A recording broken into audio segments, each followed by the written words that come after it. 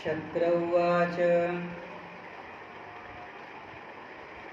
मा ददस्व महाबाहो न त्वं वेत्स महासुरः एष माया प्रतिक्षन्नो भगवान् प्रवरो हरि वामनं रूपमास्थाय शक्रप्रियहितेप्सया त्वं वञ्चयितुं मायातो बहुरूपधरो विभुः। अखिल ब्रह्मांड नियंता परम अकारण करना बरनाले राजराजेश्वर सच्चिदानंद घन निखिल कल्याण गुणगण निलय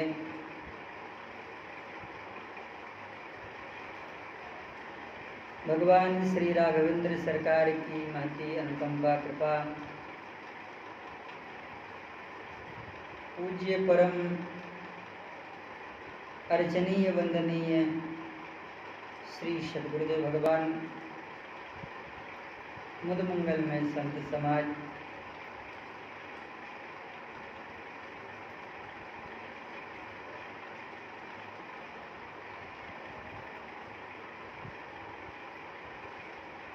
आज भगवान के अवतरण का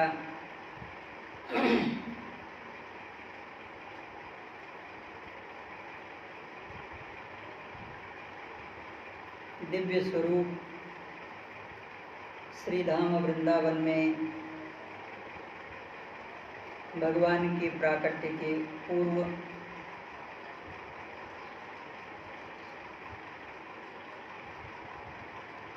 उत्सव की तैयारियां चल रही हैं। भगवान अपनी लीला से भक्तों के हृदय के आनंद को पवित्र करते हैं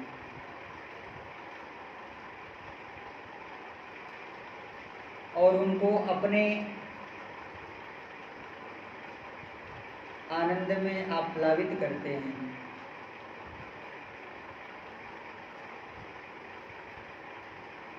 भगवान की लीला विग्रह अत्यंत ही माधुर्य मूर्ति है। भगवान अवतार से पहले भी लीला विग्रह हैं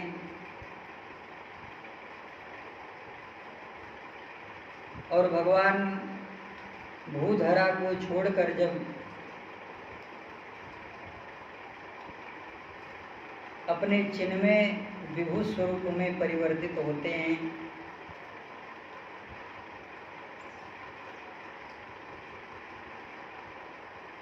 उस समय भी भगवान आनंद विग्रह ही प्राप्त होते हैं।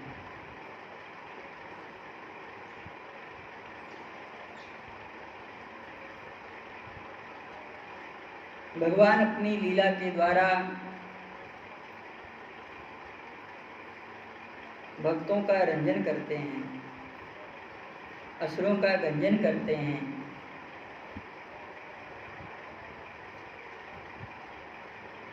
और अपना लीला विग्रह स्वरूप का विस्तार करते हैं। स एकाकी न रमते एकोहम बहुश्याम इति प्रजायते, भगवती श्रुति कहती हैं। भगवान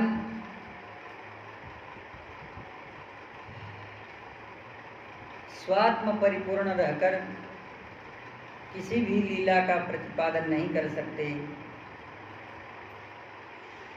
भगवान की अष्ट महाशक्तियाँ भगवान के साथ अवतीर्ण होती हैं और भगवान को अपने आप में अवतीर्ण करने का एक बड़ा दिव्य स्वरूप होना चाहिए।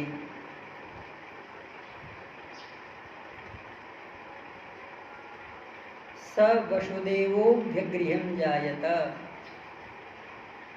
भगवान श्री वसुदेव जी महाराज की धर्मपत्नी भगवती देवकी माता के गर्भ से प्रकट होते हैं।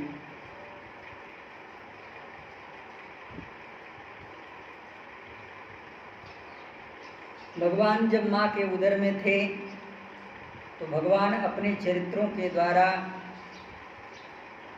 माँ के ही शरीर में दिव्य लक्षण को उत्पन्न करते हैं। कभी माँ माधुर्य मूर्ति मुरली मनोहर के दिव्य छाया आकृति को प्रकट करती, तो कभी माँ के दिव्य स्वरूप से माधुर्य आभा की छाया प्रकटीकृति होती। यह सब देख करके बड़ा सुख का अनुभव श्री वसुदेव जी महाराज भी किया करते। धन्य है यह भगवान की लीला, जो अभी परमात्मा प्रकट नहीं हुए हैं, लेकिन अपने प्रकट होने की जो अनुभूति है, एहसास है, वह भगवान अपने दिव्य स्वरूप से दर्शन करा देते हैं।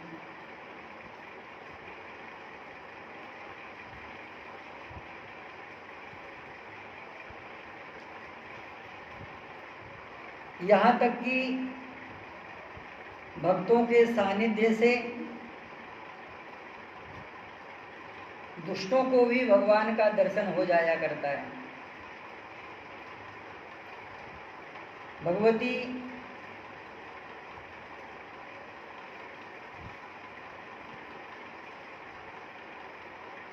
देवकी कारागार में है, वह भी कंस के कारागार में है, लेकिन किसी भी चीज की सोच नहीं है।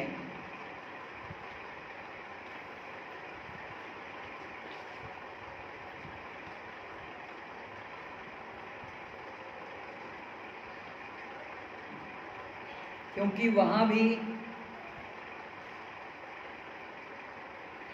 अपने प्राणनाथ जीवन धर्म साक्षात धर्मावतार प्राण प्रति श्री वसुदेव जी महाराज का सानिध्य प्राप्त है।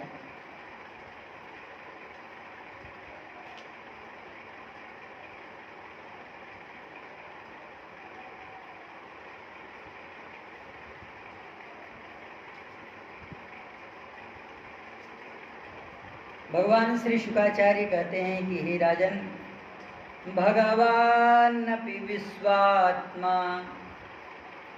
भक्तानाम भयंकर आविवेशांस भागेन मन आनक दुंदुभे।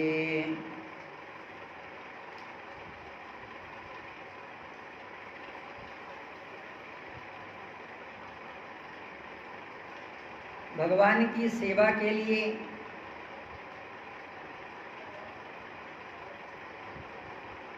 श्री बलराम जी महाराज का प्रादुर्भाव होता है, और स्वयं जब भगवान गर्भ में आते हैं, जा दिन ते हरि गर्भ ही आए, गर्भे प्रणीते देवक्याम रोहिणी योग निद्रया, अहो विस्रसितो गर्भैति पौरा विचिप्रुषो। यद्यपि यह भगवान का साक्षात अवतार माता देवकी के अंश में दाऊ दादा श्री बलराम जी महाराज थे, लेकिन भगवती योग माया ने रात्रि में ही वह गर्भ भगवती रोहिणी के उदर में प्रकट कर दिया। अब भगवान स्वयं आना चाह रहे हैं। भगवान के मन में भगवती देवकी अम्बा को माँ कहने की इच्छा जागृत हो रही है। तो जो भगवान के परिकर हैं वे सब के सब भगवान के परिकर दिव्य गोकुल में आकर के अवतीर्ण होने के लिए लालायित हो रहे हैं। भगवती योग माया ने जो भगवान की दैवीय विभू शक्ति है और भगवान की स्वात्म लीला संपादनी शक्ति है, वह भगवान को प्रकट करने के लिए जो भगवान के परम प्रिय प्राण प्रिय सखा भक्त सखा हैं उनको जगह जगह पर अवतीर्ण कर रही हैं। भगवान अपि विश्वात्मा, जब भगवान के परिकर ही चले गए तो भगवान अपने मन में विचार करते हैं कि मुझे भी जाना चाहिए। बड़े आश्चर्य की बात है, दुष्टों के पास भगवान के भक्त नहीं जाया करते हैं। दुष्ट स्वयं ही अपना मुख खोल करके अपने अत्याचार को करते रहते हैं, लेकिन भक्त यह नहीं समझ पाते हैं कि ये भी दुष्ट है। बड़ी बढ़िया बात, भक्तों के हृदय में यह होता है यह तो भगवान है, क्योंकि कोई भी ऐसा संसार में वस्तु नहीं है जो भगवत विमुख हो, भगवत कृपा से प्रकट न हुआ हो। तो भगवत विग्रह जान करके जो भक्त हैं वे भगवत स्वरूप जान करके उसमें प्रवेश तो कर जाते हैं, लेकिन फिर भी वह कुछ नहीं कर पाता। वह जो दुष्ट होता है वह भगवान के भक्तों का कुछ नहीं कर पाता। आविवेशांस भागेन मनानक दुन्दुभे सविभ्रत पौरुषम धाम भ्राजमानो यथा रवे। यह बात सिद्ध अघासुर के चरित्र में भगवान ने कर दिया। अघासुर आ गया, वह माया का रूप धारण करके ऐसा बृहद काय स्वरूप धारण करके प्रकट हो गया कि ग्वाल बाल यह जान ही नहीं पाएगी ये भगवान नहीं है, ये तो वृंदावन की कोई अनुपम शोभा ही दिखाई देती है, परिलक्षित होती है। यह अपने मन में विचार करके वे सब अघासुर के मुंह में प्रवेश कर गए। भगवान जब तक मना करते कि अरे अरे रुको रुको, आप लोग कहाँ जा रहे हो,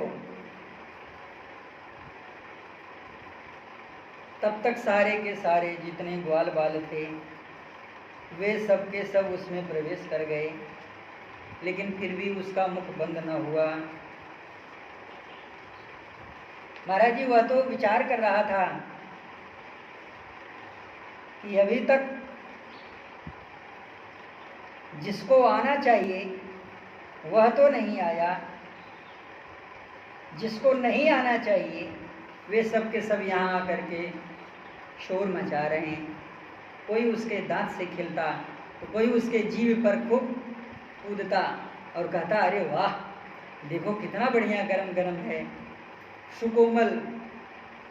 हमारे श्री कृष्णचंद्र भगवान के लिए पलक पावड़े बिछा करके कोई दर्शन का इंतजार कर रहा है। आओ आओ नंद के लाला आओ, इत्थं मिथो तथ्यमंजत भासितं श्रुत्वा विचिन्त्येत मृषा मृषायते रक्षो विदित्वाखिलभूत हृत्स्थं स्वारां निरोधं भगवन् मनोदधे। ये सब के सब महाराज प्रवेश कर गए। श्री शुकाचार्य जी महाराज कहते हैं ये कैसे प्रवेश कर गए, इन्होंने भगवान की बात को क्यों नहीं मानी। तो कहते हैं यहाँ कीर्तन हो रहा था और हरि कीर्तन में सब प्रकार के अमंगल नष्ट करने की शक्ति होती है। अस्मान् किमत्र ग्रसितो विनष्टा रक्षयिष्यतीति विश्वासो। भगवान हमारी रक्षा करेंगे, शरणागति का यह सर्वोत्त परमोत्कृष्ट लक्ष्य है। ऐसी कोई भी परिस्थिति नहीं है जिस परिस्थिति में परमात्मा हमारी रक्षा नहीं करेंगे। क्यों? क्योंकि हम भगवान के हैं और भगवान हमारे हैं। अस्मान किमत्र, अस्मान अहम अस्माकम, हम सब भक्तों के लिए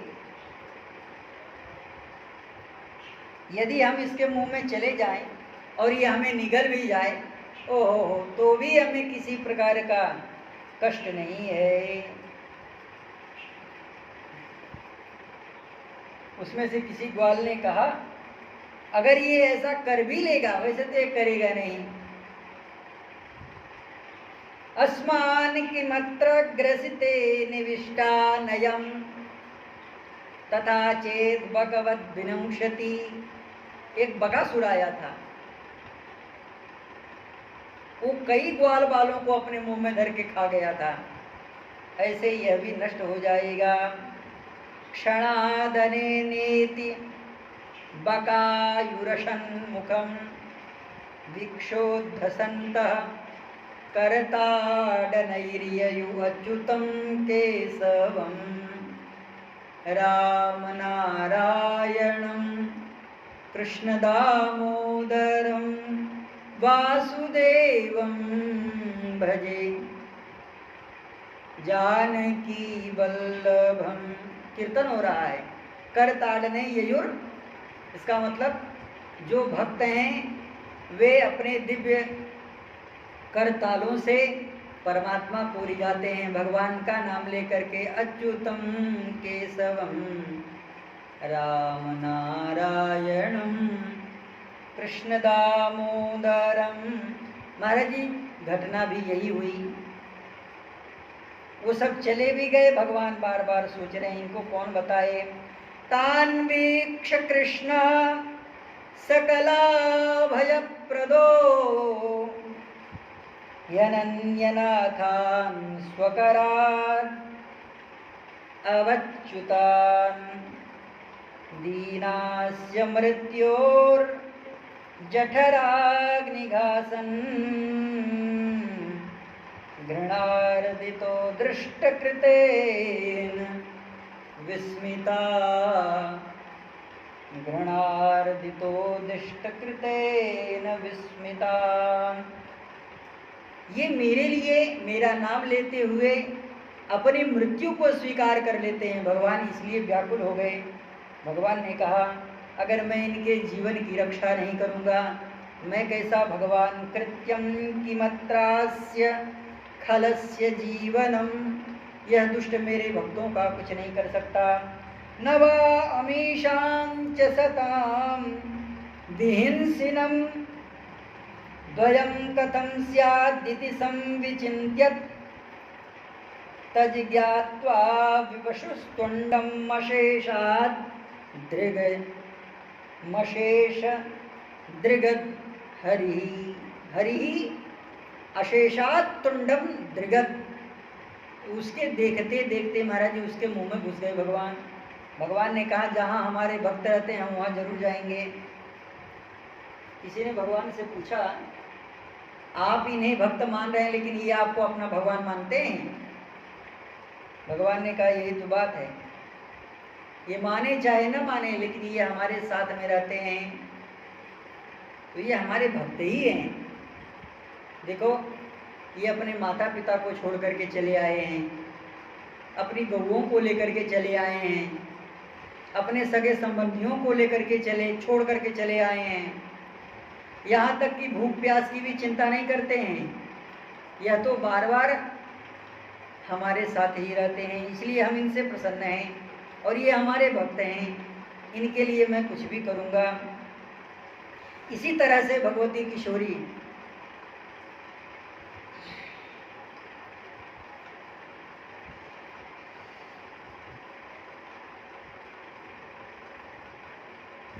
श्री राधा रानी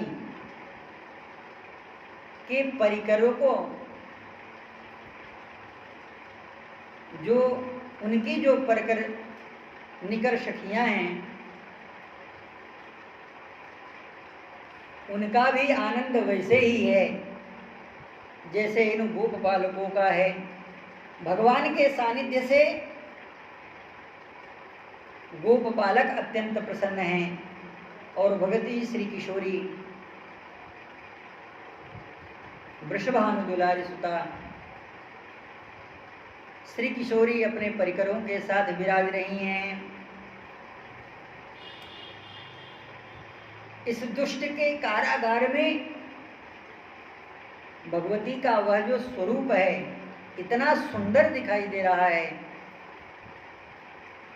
सविव्रत पौरुषं धाम ब्राजमानो यथा रवि दुराशदो अति दुर्धर्षो भूतानां संबभूवः। जिस हृदय को परमात्मा ने प्रकाशित किया, उस हृदय को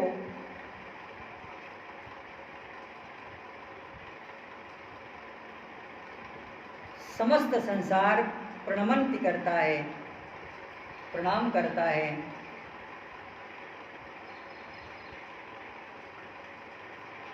वह सबके लिए प्रणाम करने योग्य हो जाता है।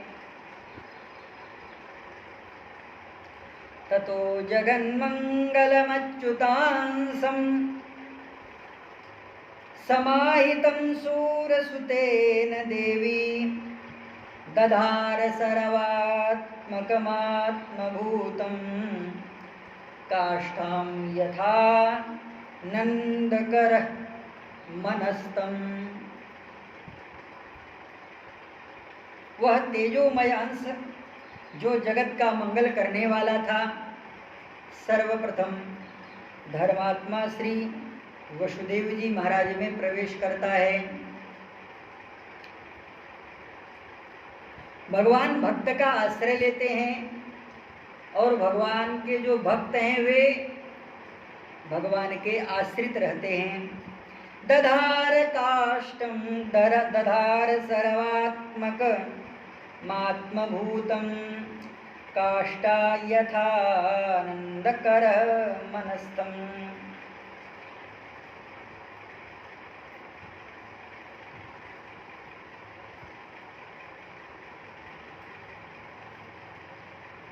भगवती का जो अंतःकरण है वह अत्यंत शुद्ध है, इसलिए उन्होंने भगवान के मंगल में आविर्भाव स्वरूप को अपने हृदय में धारण किया है। नेत्राजन्य समुद्भूतम, भगवान का यह एक दिव्य गुण है। भगवान को जो देख लेता है या भगवान जिसे देख लेते हैं, वह भगवान का बिना हुए रह नहीं पाता है। यह तो भगवान के मंगल में अवतरण की बेला है, इसलिए इन्हीं स्वरूपों को अपने हृदय में धारण करते हुए हम सब अपने प्रसंग की ओर आगे बढ़ते हैं, जहाँ पर यही स्वरूप प्रकट हो रहा है। वाणी से आदर्श भगवान के दिव्य स्वरूप, दिव्य परिकर, छत्र और दंड को धारण करने वाले भगवान वामन अनावरण निरावरण चरण विन्यास करते हुए श्री नर्मदा जी के पावन पुण्य क्षेत्र स्थल में पहुँचे हैं, जहाँ पर महाराज बलि यज्ञ कर रहे हैं। बड़ा सुंदर व्याख्यान दिया है, बड़ी सुंदर कथा सुनाई है, और कथा सुना करके ही महाराज बलि को छलने के लिए तैयार हैं। इसी समय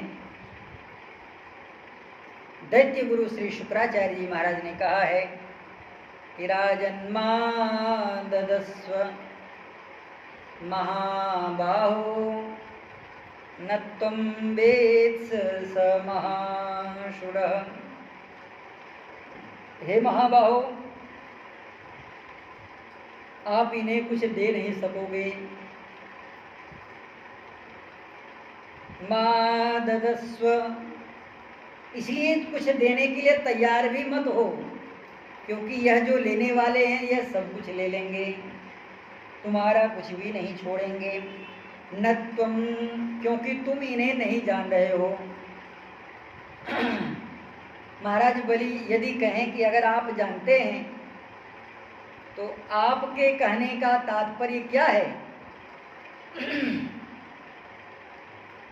श्री शुक्राचार्य जी महाराज कह रहे हैं, एस माया प्रतिक्षन्नो,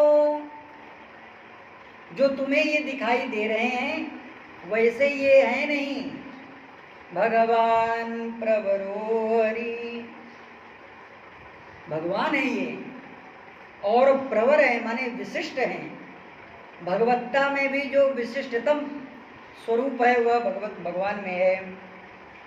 और हरि, हरतीति हरि, सब कुछ हरण कर लेने वाले हैं।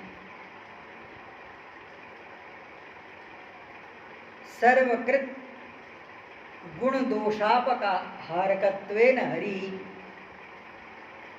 या समग्र त्रैलोक्याधिपति ऐश्वर्यादि लक्ष्मी हरतीति हरि। और श्री शुक्राचार्य जी महाराज यह भी कहते हैं कि राजन, जो तुम्हारा नहीं है उसे भी यह लेना चाह रहे हैं। जो मैं तुम्हें देना चाह रहा हूं वह भी यह लेना चाहते हैं। शिष्यत्व के नाते तुम में पात्रता है और इनमें कपटत्व के नाते यह इनमें योग्यता नहीं है।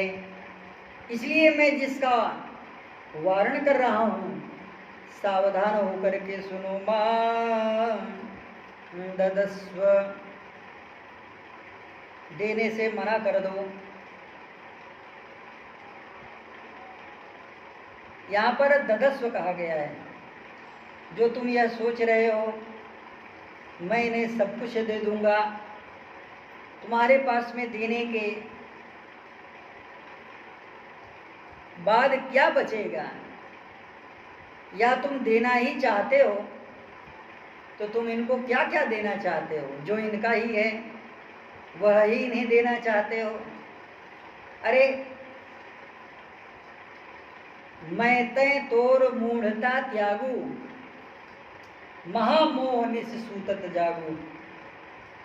ये मेरा है, ये तेरा है। इस जो माया की प्रपंच वृत्ति से दूर हो जा, ऐसा मत संकल्प कर। मां ददस्व महाबाहो, इस श्लोक में इतना प्यार झलक रहा है कि गुरु का जो स्नेह है वह परमात्मा को भी विवश कर दे रहा है।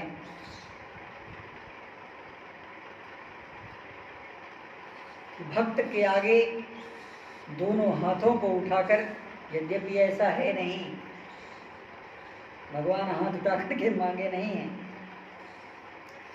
दोनों हाथों को उठा करके फैला करके महाराज मुझे प्रदान कर दीजिए। भगवान ने यह भी नहीं कहा है। भगवान तो यह कह रहे, तुम अग्रही शरणार्थाय एसमे प्रवरो बरा।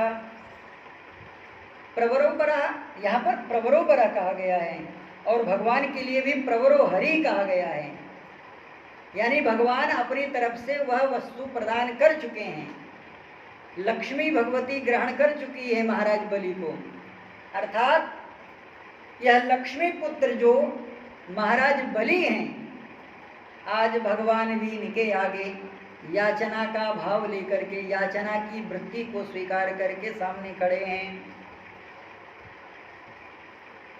जिसे भगवान कह रहे हो कि तुम अग्नि शरणार्थाय, उसका प्रताप कितना होगा, वो महाबली कैसा होगा। इसलिए तो हमारे आचार्यों ने जो सिद्धांत संप्रदाय आचार्य हैं, जगत गुरु भगवान श्री रामानंदाचार्य जी महाराज के शिष्य प्रशिष्य गण हैं, इन लोगों ने श्री महाराज बलि को समर्पण भक्ति का आचार्य कहा है। भगवान भी इनके सामने नतमस्तक हो रहे हैं। त्वमग्निः, यहाँ पर एक शब्द और, गुरुवर्थम में प्रयक्षस्व, मैं गुरु जी के लिए मांग रहा हूँ।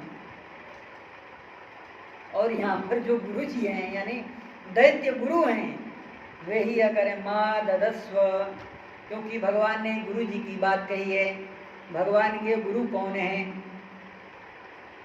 इस समय वर्तमान कालिक परिस्थिति में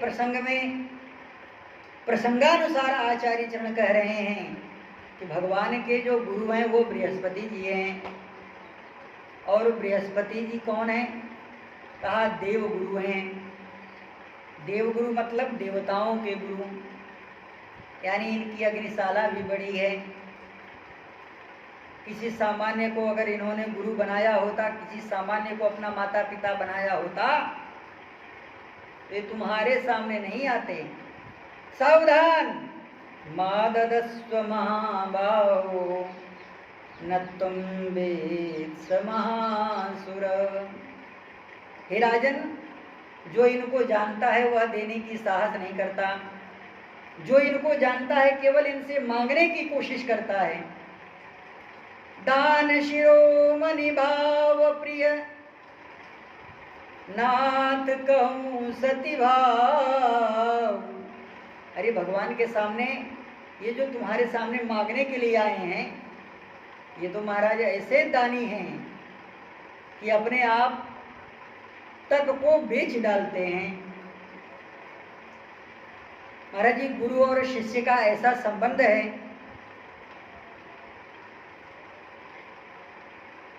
कि भगवान श्री कृष्ण द्वैपायन श्री वेदव्यास जी महाराज जब वेदों का विभाग कर रहे थे, उसी समय में यह निर्धारित कर दिया था कि यह जो परंपरा चल रही है, अगर यह परंपरा यथाश्रुत से बढ़ी तब इसका विस्तार होगा, क्योंकि यह वाणी श्रुत परंपरा है और वेद अपौरुषेय है। वेद की जो संहिताएं हैं वह गुरु और शिष्य के संबंध से ही प्रकट होंगी, अर्थात एक दूसरे को प्रगति के रूपों में प्राप्त होगी। निगम कल्पतरोर गलितम फलम शुकमुखादमृत द्रव संयुतम। यह जो अमृत रस की जो धारा है वह आचार्यात्व आचार्यम परंपराया गतम श्रुतम न तु पतितम। श्री धराचार्य जी महाराज इस विषय का प्रतिपादन करते हैं कि जैसे भगवती की परंपरा, श्रुति की परंपरा शिष्यात् शिष्य प्रमुखतो प्रधानतः प्राप्तवता, तद्धि हरिरसनया अमृत रसनया श्रीमद्भागवत कल्पतरोः कल्पद्रुमयोः अमृतात् शिष्यात् परंपरया प्राप्तवतः। यह भी शिष्य परंपरा से भी आगे बढ़ी। बड़ी अच्छी बात यह है कि जिस विषय को हम सब श्रवण कर रहे हैं, इसके आदि में भी शिष्य परंपरा आगे बढ़ी है। बिना शिष्य परंपरा के वेदांत का भी प्रवर्तन नहीं होता है, बिना शिष्य परंपरा के ज्ञान भी आगे नहीं बढ़ता है। इमं विवश्यते योगम प्रोक्तवान अहमव्ययम् एवं परंपरा प्राप्तम इमं राजर्षयो विदुः। भगवान स्वयं कहते हैं कि मुझे भी परंपरा से प्राप्त होता है और मैं भी परंपरा से ही सबको देता हूँ। महाराज जी, श्री महाभारत जी का प्रारंभ भी परंपरा के अनुसार ही हुआ है।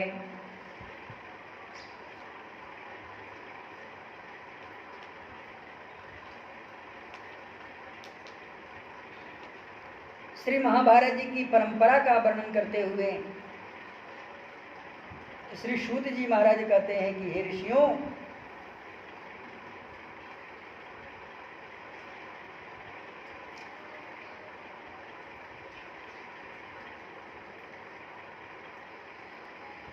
श्रुतस्रवा नाम के जो प्रसिद्ध ऋषि हैं, उन्होंने अपने पुत्र सोमस्रवा और श्रोमस्रवा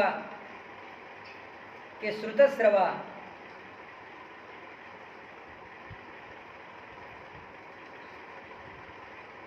इन पुत्रों को भेजा है गुरुजनों से परंपरा प्राप्त करने के लिए, वेदों का अध्ययन करने के लिए भेजा है।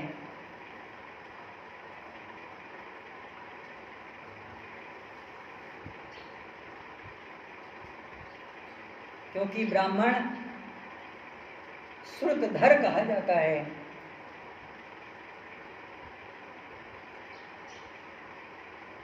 तीन ब्राह्मणों को भेजा है और यह जो तीनों ब्राह्मण हैं वह अपने गुरुदेव की बड़ी सेवा करते हैं।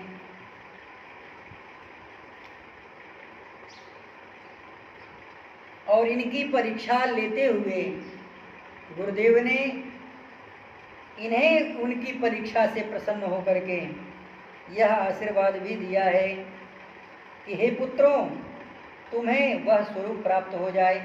तो एक शिष्य को आदेश दिया, मेरी खेती है, वहाँ पर सींचा जा रहा है, माने उसे खेत में पानी लगाया जा रहा है, जाओ और तुम वहाँ पर खेत में पानी लगाओ। क्यारियाँ फूट गई हैं। अरुणी वहाँ पर गया है और वहाँ देखा तो मिट्टी कम थी, तो बेचारे ने अपने आप को ही उस क्यारियों में लगा दिया, मिट्टी की जगह अपने को ही लगा दिया। तो जल का सिंचाव तो हो रहा था लेकिन वो शिष्य दिखाई नहीं दिया। तो गुरुजी ने कहा कि पुत्र कहाँ हो? अब बेचारा वहीं से खड़ा होकर के कहता है, गुरुजी मैं यहाँ पर हूँ। निश्चरमाणम मुदकम आवरणीयम संरुद्धम संविष्टुम भगवत शब्द स्वत्वैव। जब आपकी आज्ञा हुई कि मुझे पानी लगाना है, अब मैं आपके चरणों में प्रणाम कर रहा हूँ। गुरुजी मैं यहीं पर हूँ।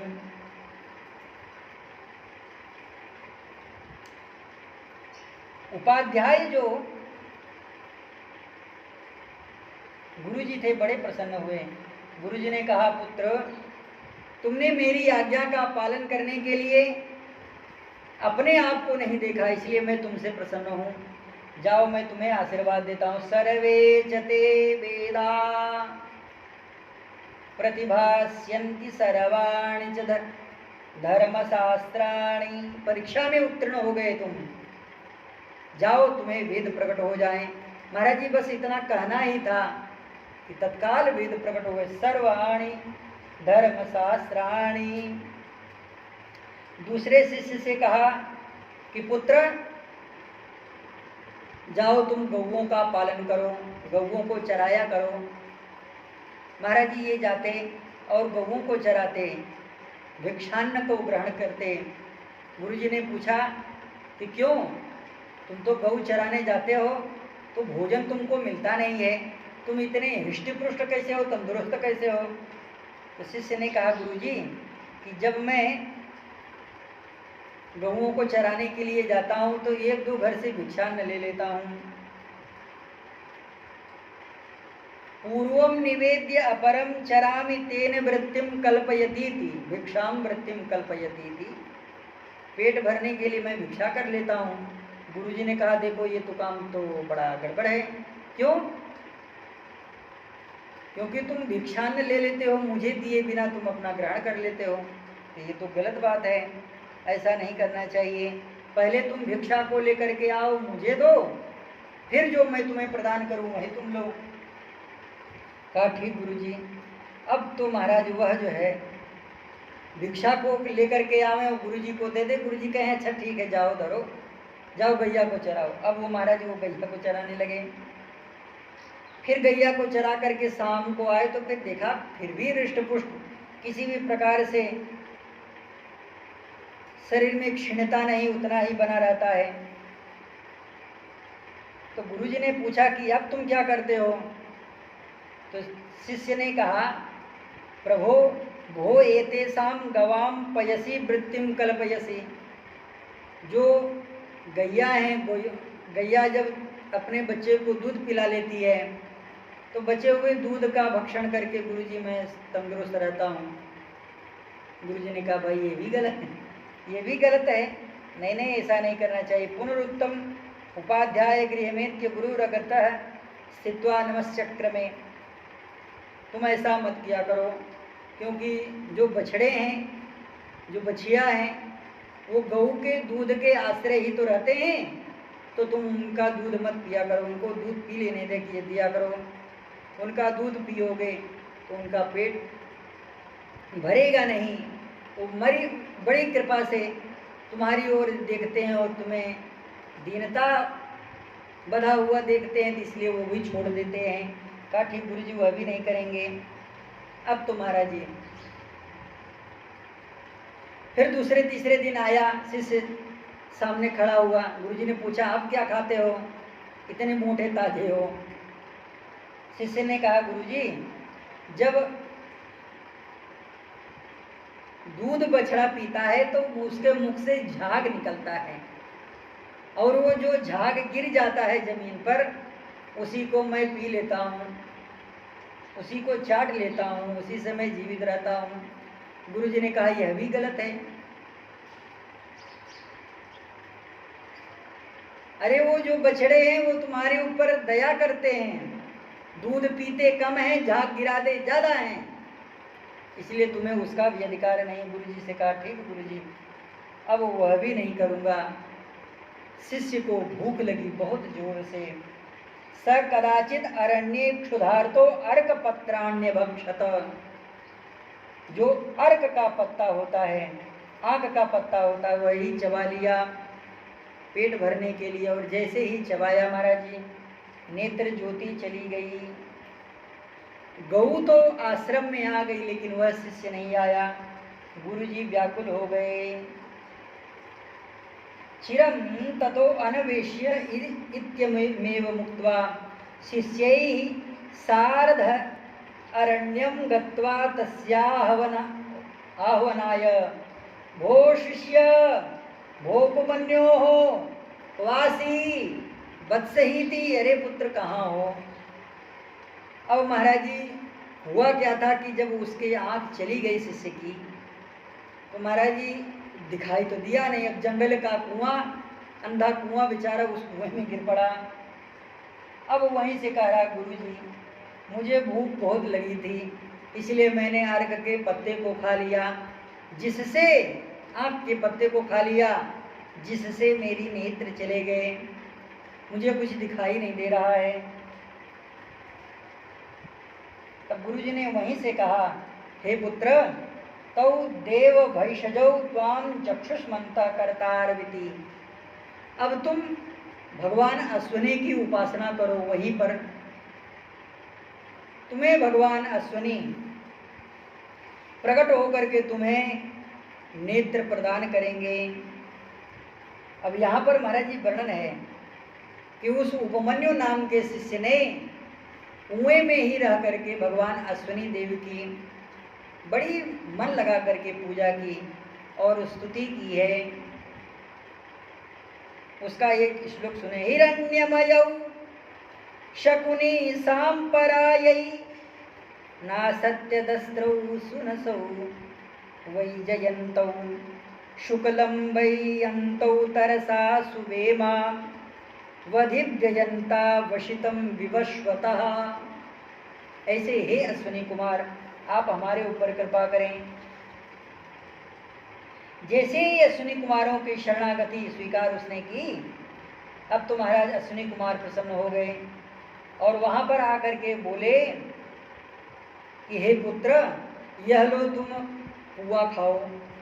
पुआ यानी मालपुआ, यह औषधियों के रस से बनाई गई है मालपुआ, इसे तुम ग्रहण करो। यह जैसे ही ग्रहण करोगे तैसे तुम्हारे नेत्र आ जाएंगे। अब वह बेचारा शिष्य कहने लगा कि हे देव प्रवरों, मैं इस पुआ को नहीं ग्रहण कर सकता। क्यों? क्योंकि मैं जब तक अपने गुरुजी के सामने यह निवेदन न कर दूं, तब तक मेरे गुरुजी की आज्ञा है कि मैं इसे नहीं खाऊंगा। बिना निवेदन किए मैं नहीं खा सकता। उस समय अश्विनी कुमारों ने कहा, पुत्र, हम तुम्हारे ऊपर बहुत प्रसन्न हैं, तुम्हारी इस गुरु भक्ति से भी हम प्रसन्न हैं। हम तुम्हें स्वर्ण में दाद तुम्हें प्रदान करते हैं, तुम्हारी आंखें भी ठीक हो जाएंगी। जाओ, तुम कल्याण के भागी बनो। और वह पुआ लेकर के आया और गुरुजी के सामने रख दिया। गुरुजी बड़े प्रसन्न हुए। गुरुजी ने कहा, सर्वे ते वेदाः, हे पुत्र, तुम्हारी इस गुरु भक्ति से मैं प्रसन्न होकर के तुम्हें आशीर्वाद देता हूँ। सर्वे ते वेदाः प्रतिभास्यन्ति सर्वाणि च धर्मशास्त्राणीति एषा तस्यापि परीक्षोपमन्योः। मैं तुम्हारी इस परीक्षा में उत्तीर्ण करने की खुशी में बहुत प्रसन्न हूँ। जाओ, तुम्हें समस्त वेद प्रकट हो जाएं। यह आदेश दिया और जैसे ही कहा, महाराज वेद समन्वित हो गए। साक्षात वेद भगवान हृदय में प्रकाश करने लगे। अब इन्हीं गुरु जी का एक शिष्य था,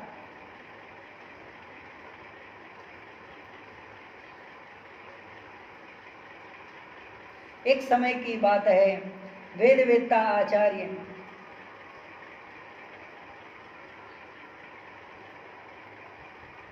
जन्मेजय और पौष्य नाम के क्षत्रियों को ग्रहण करने के कारण उन्हें किसी कार्य से औपरोहित्य स्वीकार करके जाना पड़ा। तो वे जाने लगे और जाने के समय अपने शिष्य से कहा, हे पुत्र, मैं तुम्हें आदेश देता हूँ। उस शिष्य का नाम था उत्तम, और कहा कि मैं तुम्हें आदेश देता हूँ कि तुम मेरे न रहने पे मेरे आश्रम की सेवा करना, और जो कुछ भी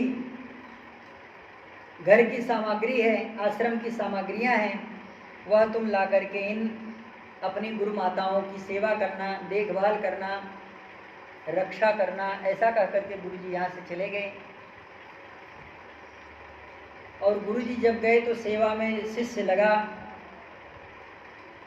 तब गुरु जी की जो पत्नी थी, उन्होंने कहा कि मैं तुम्हारी गुरु माता हूँ, मैं तुम्हें आदेश देती हूँ। कुछ काल बीतने के बाद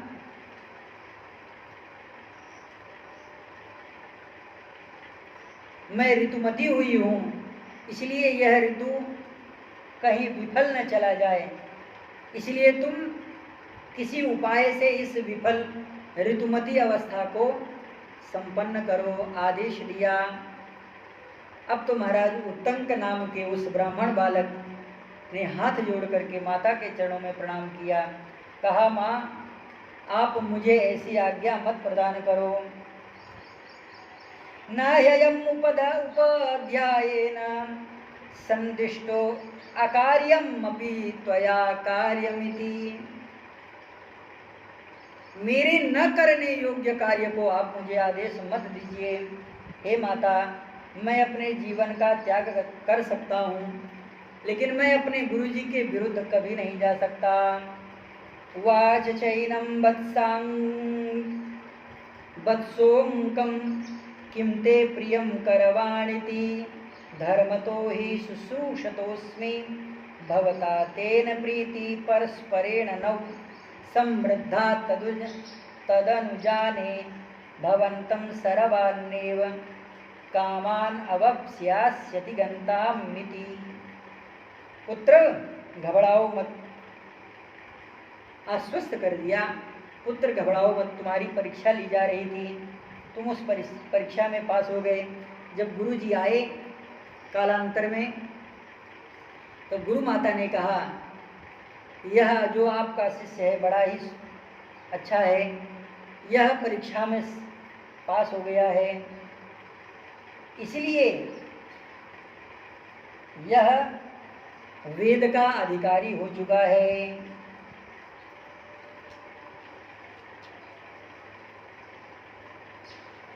गुरुजी ने कहा, मैं आदेश देता हूं कि अब तुम जाओ। उस शिष्य ने यहाँ पर बड़ी सुंदर बात कही है कि गुरुजी, मैंने वेदों को प्राप्त किया है, आपकी कृपा से धर्मशास्त्रों को प्राप्त किया है, मैं आपके चरणों में रह करके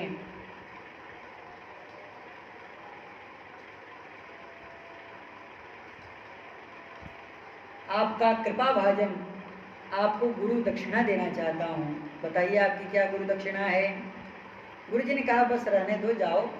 तुम्हारी गुरु दक्षिणा यही थी, तुम्हारी जब परीक्षा हुई तो तुम सफल हुए। शिष्य ने कहा, नहीं गुरुजी, बिना गुरु दक्षिणा दिए नहीं जाएंगे। गुरुजी ने कहा, अच्छा गुरु दक्षिणा ही देना चाहते हो, चलो मेरे साथ में रहो।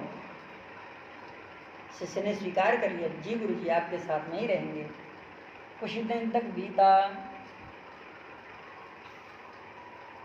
फिर गुरुजी ने कहा कि ऐसा है कि तुम्हारी जो स्नातक विद्या है वह पूर्ण हो चुकी है, अब तुम समावर्तन कराओ, जाओ। अगर गुरु दक्षिणा देना चाहते हो तो तुम अपनी गुरु माता से पूछ लो। गुरु माता ने कहा कि मुझे कुंडल चाहिए, और वह भी कौश्य राजा की जो क्षत्राणी धर्म पत्नी है, उनके कानों का कुंडल चाहिए, क्योंकि उनके कानों के कुंडल से अमृत का क्षरण होता रहता है, और पूर्णिमा के दिन मैं ब्राह्मणों को भोजन कराना चाहती हूँ, इसलिए तुम जाओ, दोनों कुंडलों को मांग करके ले आओ। अब तो महाराज जी यहाँ से ये ब्राह्मण उत्तम पे जाते हैं। ये बहुत कथा विस्तार है। इस कथा के अभिप्राय का कहने का मतलब यह है कि जो शिष्य का स्नेह है वह अनुग्रहित पात्र बन जाता है जब तब गुरु के द्वारा आदिष्ट साक्षात वेद भगवान उस शिष्य के हृदय को प्रकाशित करते हैं। मानो आज श्री शुक्राचार्य जी महाराज के समक्ष वह वात्सल्य प्रकट हो गया जिसको मैंने पैदा किया है, आज वह ही अपनी मृत्यु का वर्ण करना चाहता है। जो विरोचन कुमार था वह तो ये देवराज इंद्र के द्वारा वज्राघात से मार दिया गया था पर्वत की कंदराओं में। मैंने इसे लेकर के अपने तपस्या से, मंत्र बल से इसे जीवन दान दिया है। आज वह भी अपनी मृत्यु को स्वीकार करना चाहता। मां ददस्व महाबाहो न त्वां वेत्स महाशुरः। जितना प्रेम अपने पुत्र से होता है उससे लाख गुना ज्यादा कहीं गुरु और शिष्य के प्रति होता है। गुरु कभी अपने शिष्य की अवमानना नहीं देख सकता और शिष्य गुरु अपने गुरु का अपमान नहीं देख सकता, न सुन सकता है। मां ददस्व महाबाहो, पिता अपने पुत्र को संस्कार नहीं प्रदान कर सकता, धर्मशास्त्र कहता है। उसका ज्योतिष चक्र नहीं देख सकता, उसकी जन्म कुंडली नहीं देख सकता। अगर वह जन्म कुंडली देखता है तो वेदांत के एक आचार्य वे कहते हैं कि वह पुत्र का घातक होता है। इसलिए बड़े से बड़ा विद्वान अपने पुत्र की जो जन्म कुंडली वो दूसरे विद्वान से बनाता है। जैसे बड़े से बड़ा डॉक्टर अपने पत्नी की चिकित्सा दूसरे डॉक्टर से करवाता है, महाराज जी यही पद्धति है। मां ददस्व महाबाहो सत्वं वेत्स स महासुरः सह महासुरः। हे पुत्र, जो यह आज तुम्हारी वैभव ऐश्वर्य लक्ष्मी कीर्ति है ये सब लेने के लिए आए हैं, तुमको नंगा बना करके छोड़ेंगे। यदि तुमने इनको नहीं जाना तो मेरी वाणी से तुम इन्हें जान लो। देखो, जानने की जो परिभाषा है वह वाणी के ही द्वारा है। कोई कपड़ा खोल करके अगर आकर के सामने खड़ा हो जाए और कहे कि मैं फलाने हूँ तो नहीं जाना जा सकता।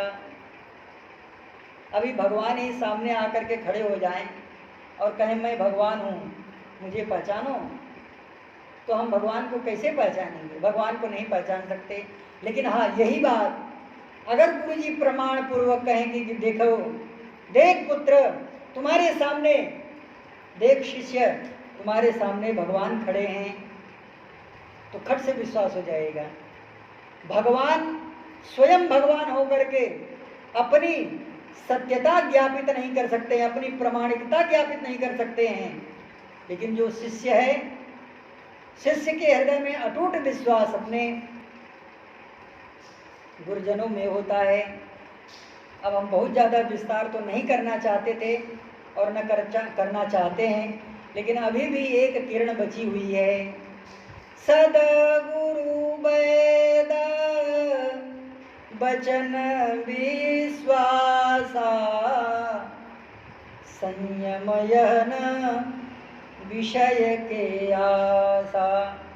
इसका दर्शन हम फिर करेंगे। श्री सीतारामचंद्र भगवान की जय। श्री हनुमान जी महाराज की